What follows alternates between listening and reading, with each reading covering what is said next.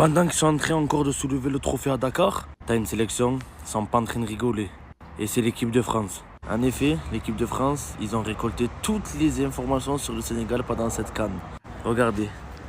la FFF a observé la CAN 2025 et en particulier le Sénégal en vue du Mondial 2026. Guy Stéphane, écoutez ce qu'il dit. On a toutes les datas sur le jeu du Sénégal, les vitesses de course, les zones couvertes. Ce sera fini en juin avec un montage vidéo qui sera montré au groupe le matin du match. Le staff des Bleus récoltera d'autres infos auprès de ses joueurs, à l'image d'Olise ou d'Upamecano, qui pourront eux-mêmes donner des informations sur Nicolas Jackson. Tu as vu une sélection qui bosse, une sélection qui ne chante pas. Et pourtant, on aurait dit que Deschamps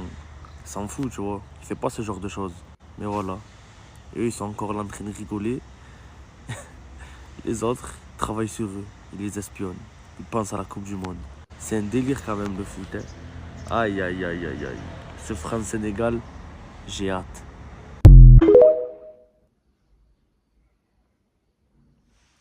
asalaamaaleykum mbokk internet yi Senfootball TV nuyu naa leen bu baax jeex leen di am mbégte saa su ne leen vidéo mbokk yi encore une fois on vous remercie si message yi si lépp parce que voilà à chaque fois vidéo bi lu mu gudd di ngeen seetaan muy 15 minutes di 10 minutes donc amuñu sa fay amuñu seen fay parce que ñi ñuy seetaan ñun gën ñu leen xam dara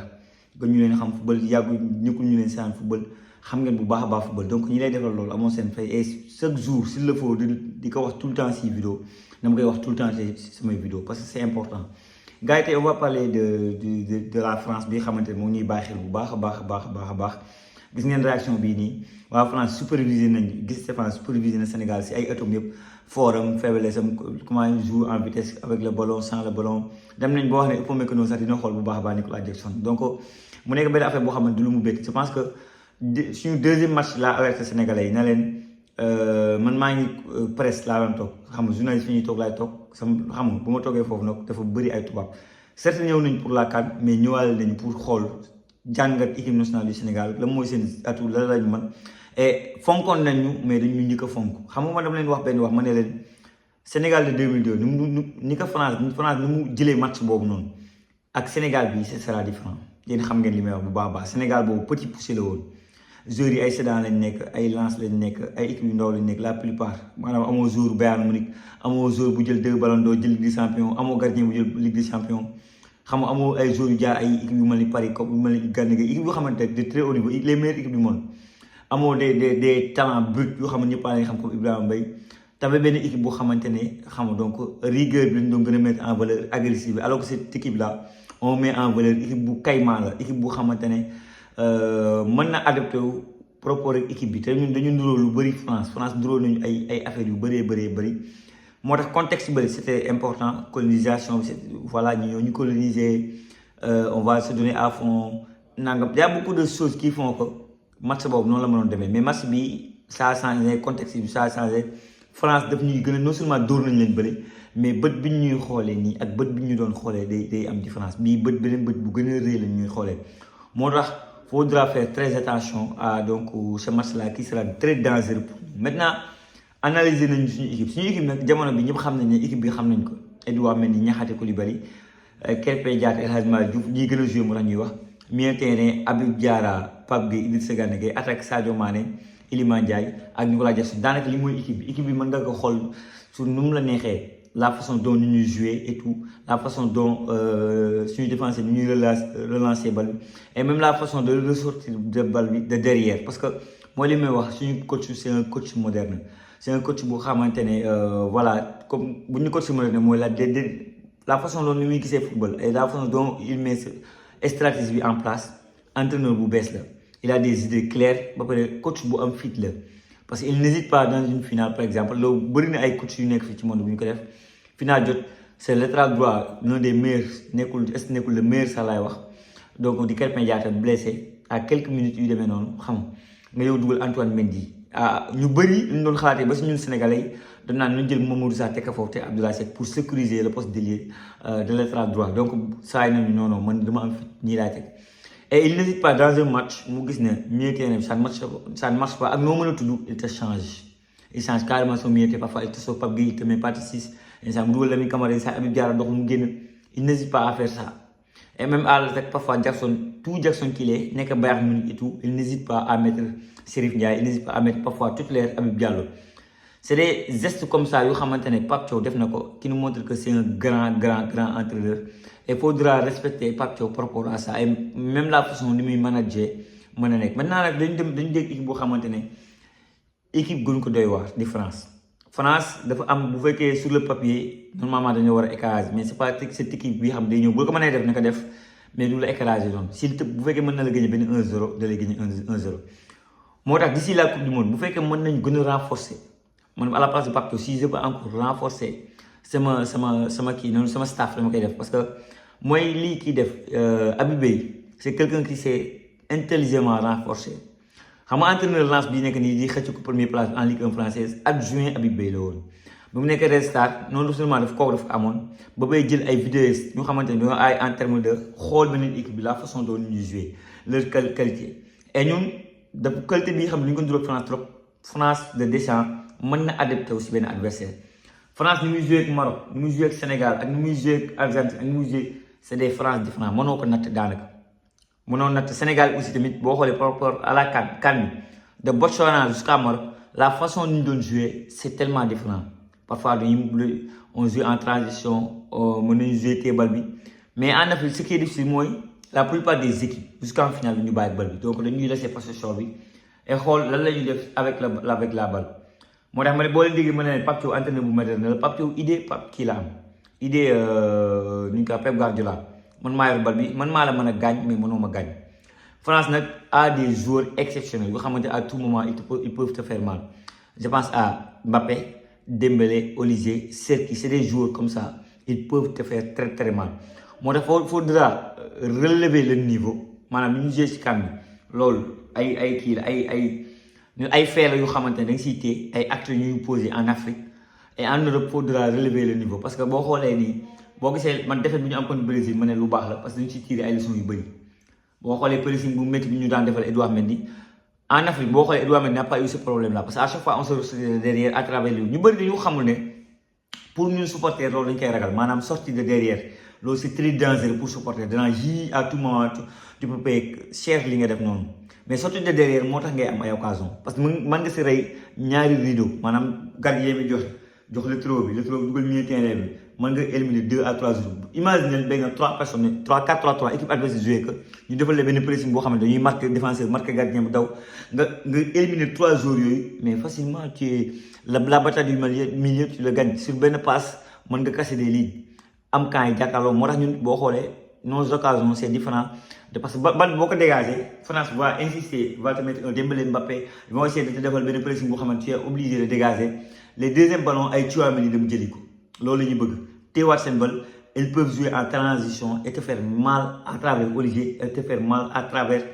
donc kii di Mbappé et à savoir que bu ñu tëjee ñun ils peuvent jouer avec 4 éléments offensifs parce que ñoom aussi jàngat nañ ci benn but mooy le match contre Brésil waa Brésil dañu teg 4 éléments offensifs à savoir Cunha à savoir Estevao Vinicius Rodrigo ñoom il y a 4 éléments qui peuvent jouer Dembélé Olivier Kylian Mbappé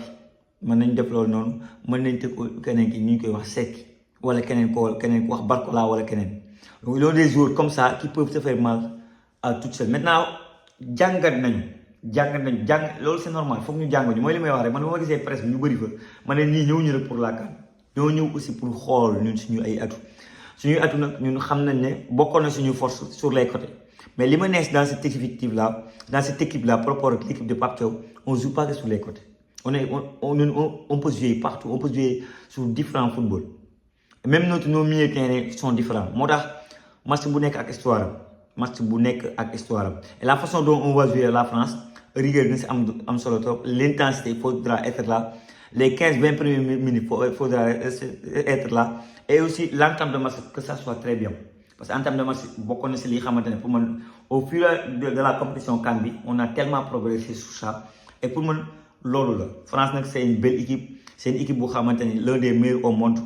jàngat nañ ñu bu baax a baax et Pape Thiaw ni ma ko xamee là maintenant déjà il est focus sur la France comment il joue mais équipe bu kàkkatar la France équipe bu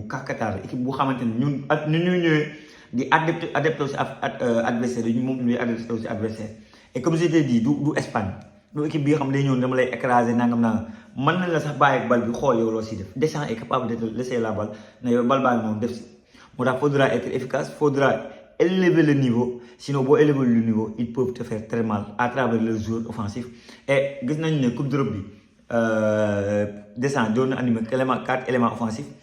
Et donc, il faudra surveiller ça, le pressing qui sera très important, la façon dont ils vont jouer en transition et la façon est-ce qu'ils vont te laisser la balle ou les balles. Parce que France est dangereuse pour moi sans le ballon. France est une équipe très dangereuse sans le ballon. Football, moi, avec le ballon, qu'est-ce que tu vas faire? Sans le ballon, qu'est-ce que tu vas faire? Et sans le ballon, France peut te faire très mal. Maintenant, c'est vrai. C'est vrai que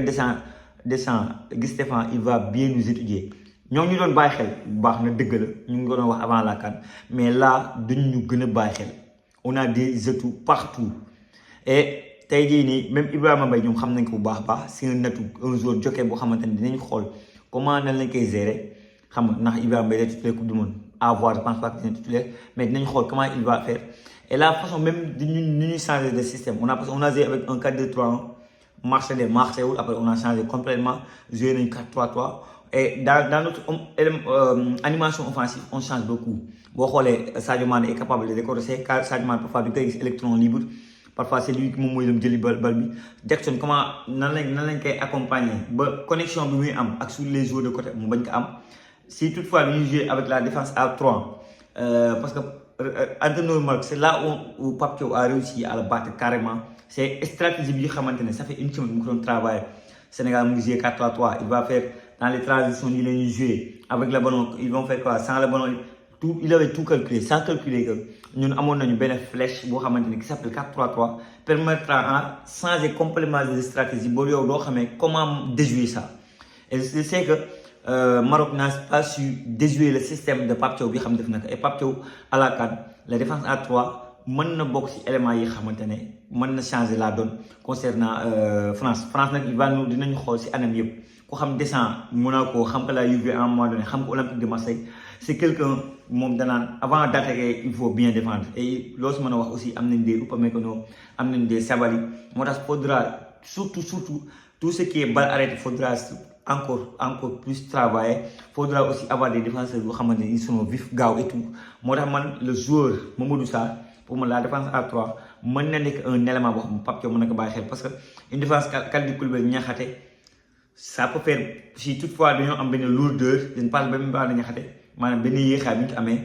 le joueur Bidi Mbappé, Bidi Olivier, Bidi Dembélé peuvent nous faire très mal. Mais c'est une équipe bu mag la équipe bu progressé la équipe bu xamantene du jaxlé équipe bi ak lu mëna xew dina tay dina dal stratégie bi xamantene mom lañ travailler ils vont le mettre en place. Maintenant on a droit système ces systèmes là il faut que mu nek lu baaxa baax mo xam 4-3-3 bi la mo xam 4-2-3-1 bi la mo xam le système à 3 défenseurs parce qu'on a des vrais pistons comme El Hadji Malick est très bon dans ce système là. Krépin Diatta est très bon dans ce système là et t'as des milieux terrain yu xamantene de très bonne qualité mo xam Lamine la mo xam Pape Gueye la mo xam Pape Gueye la Pape Matar Sarr autant pour moi tous ces joueurs là mën nañ la andil dara Habib Diarra mën nañ la andil donc tout ce qui est box et tout ce qui est volume de jeu tout ce qui est progressé dans le terrain ak tout ce qui est andi surnombre sur le en défense parce que ces attaquants yi nek ci il faut que souvent am ben élément bo xamantene souvent day andi lolu ci kaw et c'est ça intéressant et c'est le match des binationaux comme j'ai dit parce que c'est le match bi xam ñom binationaux ñoo wara né dem ñu France dañu jouer au Sénégal parce qu'on est bon mais au Sénégal parce qu'on aime le Sénégal nous jouer Sénégal parce que dañu bëgg Sénégal et on avait le niveau même pour jouer cette équipe et sur un match on va montrer qui on est ñun ñoy les champions d'Afrique et on est ñëw ci cette coupe du monde bi pour des figurations je pense que non rek nga mëna gagner la France et ce sera important lim leen mëna wax moy France mo ñuy bay xel France a peur du Sénégal pour la coupe du monde limuy def ni yépp certes équipe yépp dina leen defal lool mais encore une fois France ñu mujj ci comme défaite lañ ko dañ ko dóor donc dóor nañ ko dañuy bëgg def sen revanche mais ñun ñoo leen wara may dara war ñu leen ko may donc dama yeen général li la bëggoon ci France bi xamantene gis na l'équipe di wax sur le match Sénégal France est-ce qu'on doit faire attention est-ce que le Sénégal doit-on avoir peur jël ay wax lu bëree ci Sadio Mané wax ci Jackson comment il joue parce que bu ñu demee ba ne Upamecano na xool Jackson ça veut dire que voilà bu ñu xoolee ñun la façon avec la vitesse qu'on joue la façon ni ñuy adapté aussi équipe yi ñuy dajal c'est parce que France mu ñuy bàyyi xel trop man bi ma defee conférence de presse il y avait que des journalistes français Coupe d'Afrique daan na dem amee journaliste man dem naa Côte d'Ivoire mais bii des si raw donte Maroc moo ko organisé Maroc ak France gis ngeen relation yi ñu am ak yooyu noonu xam nga par le passé et tout maintenant il faut qu'on reste focus il nous reste quelques mois Pape Thiaw nekkal si focus sur match yi xoolal leur force xoolal leur faiblesse et en Coupe du Monde Inch'Allah on peut faire l'exploit sortir déjà des poules jéem a xool leneen au-delà de quart de finale lu war a mën a nekk la gars yi ban xalaat ngeen am ci France ak ni muy doxalee ci commentaire wax leen ma seen xalaat ay seen gis ma sant leen gërëm leen bu baax a baax yéen ñiy yegg fii nii bindal leen ma merci Senfootball TV let's go.